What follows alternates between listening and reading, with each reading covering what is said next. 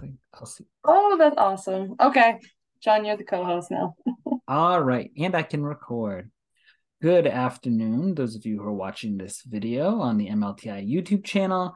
This is a session that we are putting together to speak to those people who are interested in either attending or potentially presenting at the MLTI Student Conference's virtual option this year. So we've been offering a virtual conference since 2020, and last year we offered a very different model where the DOE and some of our partners offered the sessions. Schools were able to sign up and they were able to connect in full classes. So that looked a variety of different ways across the schools that joined. Some shifted their kids around within different classes. Some students had maybe one choice that they wanted to go, so they go to a different classroom. Some teachers signed up their whole group, their whole classroom group for a particular session. So any of those options are possible if you're a school that's signing up. And if you're somebody that's interested in presenting, I think those are all considerations to be thinking about as well. So I'm joined by members of the MLTI ambassador team here, several of my junior ambassadors who were not presenters at last year's virtual conference, but I'm joined by Rob Dominic, who did join us to present last year when we tried out that new model. So I think, as with anything new, there are always some fun things to try and experiment, always some bumps along the way, lessons to be learned, and we're hoping that this session can maybe offer some of our advice from our experiences and maybe shed some light on how those sessions might be more effective, how a teacher can get the most out of it on the teacher end, and if you're presenting, how you can make the session as engaging as possible. So Rob, I was wondering if you might want to talk about a little bit how you structured your session, because we ran them at about 90 minutes last year, and just kind of how you structured your session and how that all worked. Yeah, it was definitely a little bit of a challenge planning for the virtual piece and not seeing everybody because it's kind of a webinar format where I'm the one speaking the whole time. So there is a good amount of responsibility of the classroom teacher be able to kind of classroom management while things are going on. In the 90-minute sessions, I plan to give some information about the skill that I was working on, which was Google Slides for me last year. I wanted to give the kids enough information, try not to overwhelm them, but give them enough to practice. Then I gave them a little bit of practice time to do that, and then I would try to call them back. I had a timer going on the screen, so there was a visual reminder as well. Everybody knew, hey, you've got 10 minutes to go practice these skills, so that way you can have any questions before we move on. And then there was another chunk of time where I went deeper into my skills that I wanted to teach them, and then gave them the rest of the time with either a specific task project that they could work on, or something of their choosing that they could do for the rest of the session. So there was a good chunk, probably about a half an hour of time that they had at the end, that students had at the end, that they could work on producing a product. This year, I would probably structure it somewhat similar as well. I may look at trying to incorporate some of those mini skills and give a little bit of break time for work time along the way, though, and not wait so much. That way, kids are a little bit more active, a little bit quicker, and that kind of might help with classroom management and the experience piece. But I'd still give them a good chunk of time at the end of the session to work on the project and just kind of go at it. So I just kind of sit by and I'm there for questions, just hanging out. Maybe working on my own project simultaneously so they can kind of see what I'm doing as well. Yeah, the session that I did,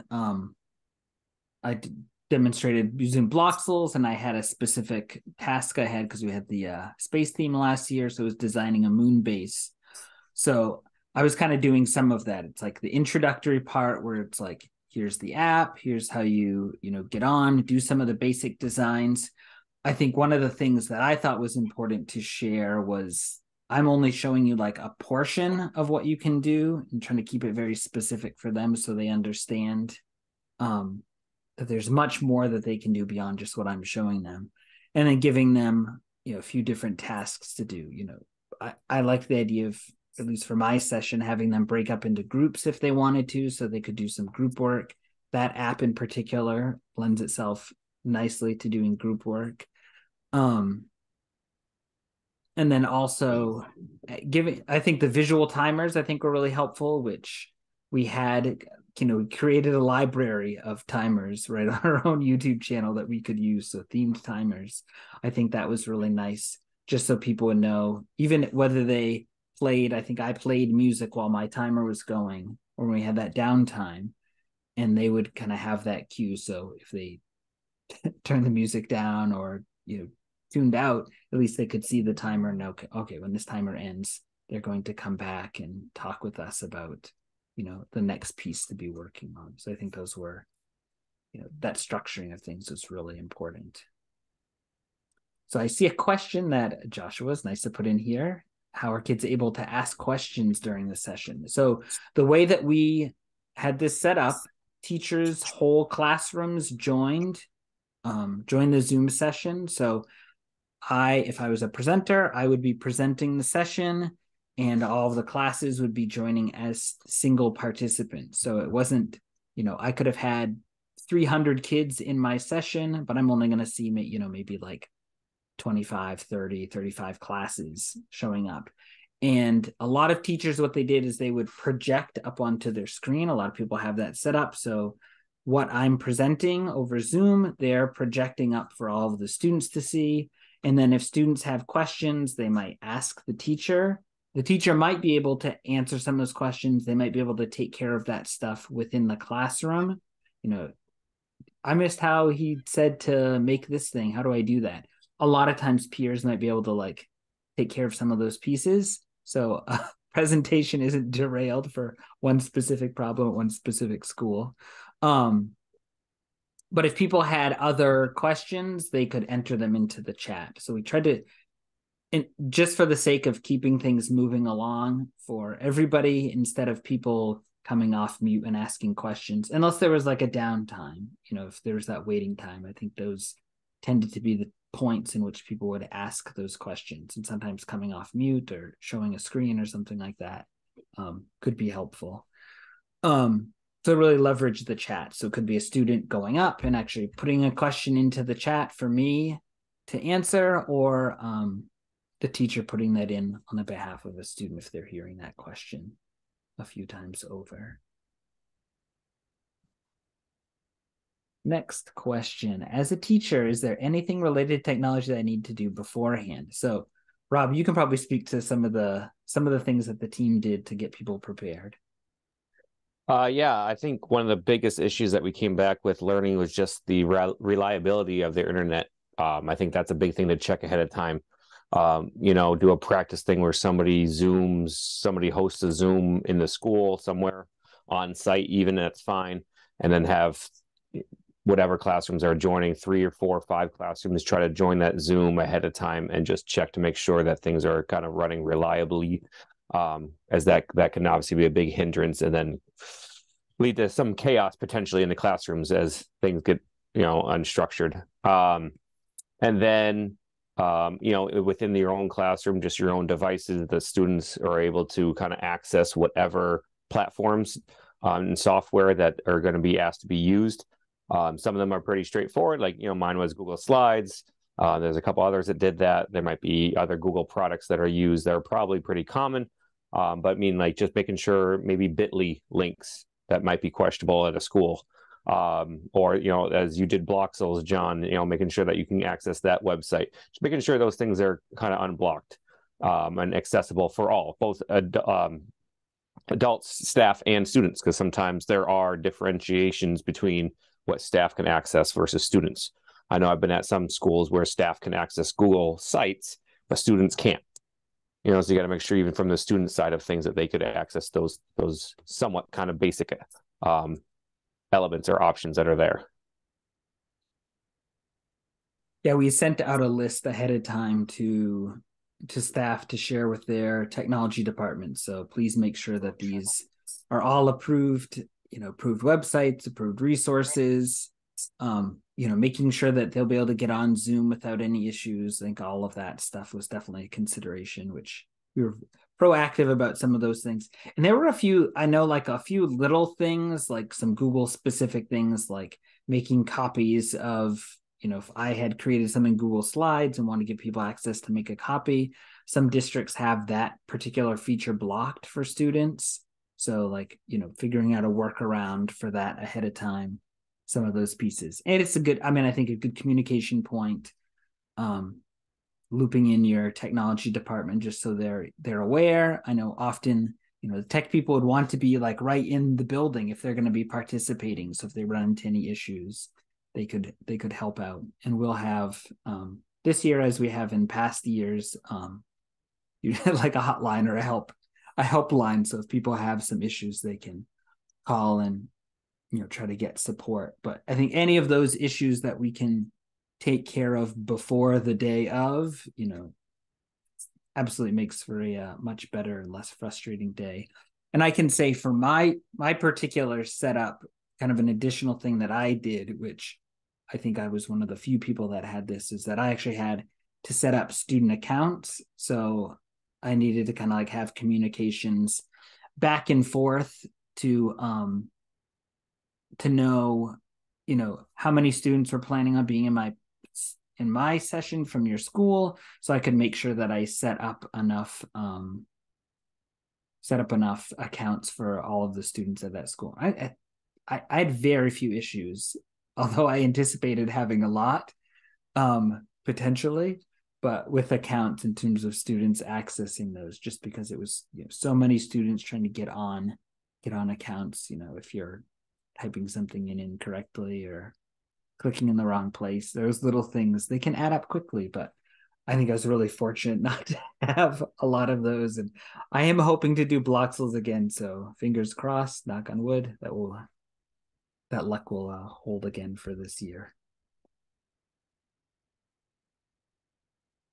Trying to think of some other pieces. So we'd kind of talked in terms of the ambassadors. This might not be the case with everybody presenting sessions, but possibly having some materials available ahead of time. So if you're a teacher that is interested in engaging with one of our sessions, you might be able to watch a professional learning offering that might kind of explain how to implement the stuff that we're talking about, whether it's in that session specifically or just kind of goes above and beyond.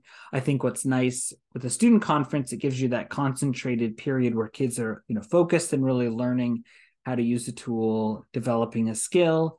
And if you're a teacher in the room with those students, you're like, how can I harness this and bring it back to my school and do something with this? So I think we're definitely interested, and some of that did happen last year, to provide those opportunities for teachers to think ahead of the conference, like how might the sessions that my students sign up for, how might I leverage that into something beyond the conference? And I know we had some people reach out to us after the conference and, we were in your session about such and such. I'm interested in doing that with my students. Can you share your materials with me, or could we connect to kind of develop those lessons or opportunities for my students? And I think that's awesome that we have that ability to do that. Nicole, thank you for the question. What should a teacher be doing during the session? So definitely, I think being actively involved with what's going on in the classroom, trying to I think monitor walking around, monitor what's going on, trying to help students as much as you can, participating in what learning is going on as much as you're able to, I think is always helpful as well. I think for teachers, often what I have seen at the in-person conferences, at least, is that teachers are so excited to see their students so engaged with what's happening. So I think that try to live in that moment and enjoy that, and use that to maybe propel some things forward in the future. If you can see, oh, there's a lot of excitement in this classroom right now, kids learning how to, make an animation or something like that. Maybe this is something I can integrate into my classroom. So I think for teachers, I think being as involved as you can be, making sure things run smoothly, no differently than if it was, a field trip that you were going. It's nice to be a chaperone, but try to be, really in the moment with the students. I think I would also add to that and your previous comment about kind of being prepared for things.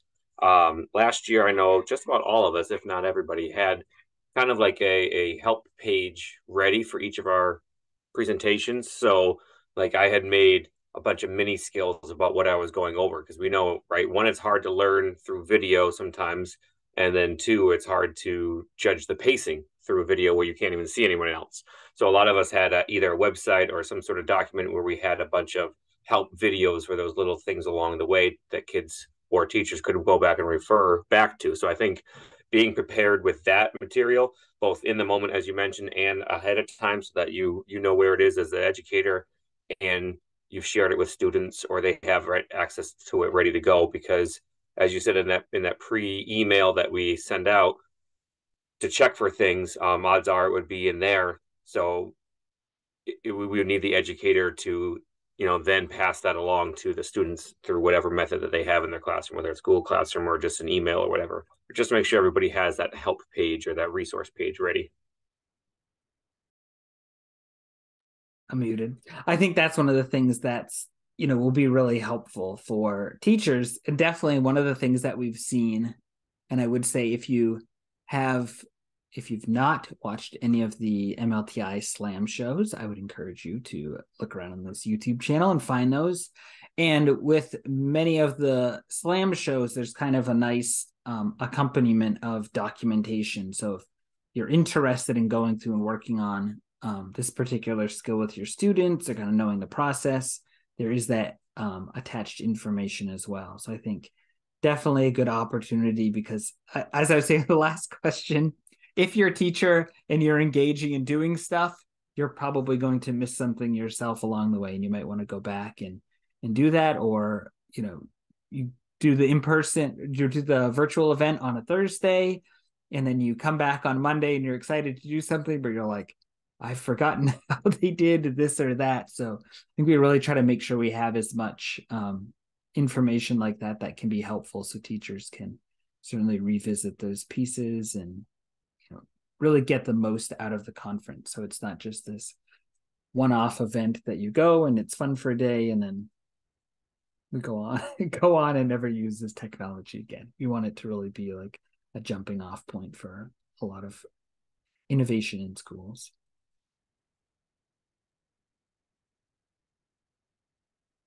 All righty. Well, as we're winding things down, if you are interested in attending the MLTI virtual conference this year, just you want to make sure that you are watching for registration information when that comes out very soon. Make sure you register for that. There will be t-shirts going out to all participating students and staff. So it's always a fun piece as well. Always looking for, not always, we'll be looking through the remainder of this month, looking for submissions for student t-shirts. So still looking for that as well. If you have anyone interested, certainly feel free to pass that along. And if you're interested in presenting, just feel free to submit a proposal. I will link that into the description of this video. And if you just have any questions, feel free to reach out to myself. If you are interested in submitting a proposal, but maybe looking for a little bit more information, perhaps questions that weren't answered here today, and we can make sure that those questions get answered and get sent your way. Thank you very much, everyone. Thanks to my ambassador team for joining. Have a wonderful afternoon.